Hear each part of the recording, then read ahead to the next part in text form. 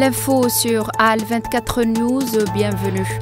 Au Caire se tient depuis ce matin la 8e réunion du comité ministériel arabe chargé de l'action pour faire face aux politiques et mesures sionistes illégales à Al-Quds occupé. Le ministre algérien des Affaires étrangères, Ahmed Attaf, a pris part à la réunion qui a eu lieu avant le début de la réunion ministérielle du Conseil de la Ligue arabe au niveau des ministres des Affaires étrangères. Selon un communiqué du MAE algérien, les délibérations dans le cadre de la réunion du comité ministériel arabe ont porté sur l'examen des pratiques et politiques sionistes dangereuses et systématiques visant à annexer la ville sainte à la vidée de ses composantes palestiniennes et identité arabe.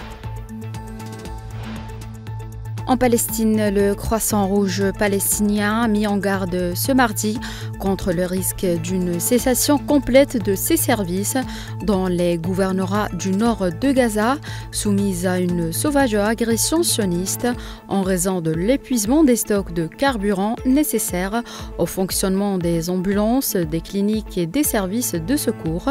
Par ailleurs, 40 personnes sont tombées en martyrs et 60 autres ont été blessées dans la nuit de lundi à mardi lors d'un bombardement des forces d'occupation sur la zone humanitaire d'El Mawazi à Khan Younes. Le secrétaire général de l'ONU, Antonio Guterres, a indiqué que le monde avait assisté ces dernières années à une forte augmentation des attaques contre le secteur de l'éducation, appelant à la mise en œuvre de la déclaration sur la sécurité dans les écoles. La Chine est favorable à la fourniture d'un soutien financier adéquat, prévisible et durable aux opérations de la paix menées par l'Union africaine, a déclaré hier Fu Kang, représentant permanent de la Chine auprès des Nations Unies.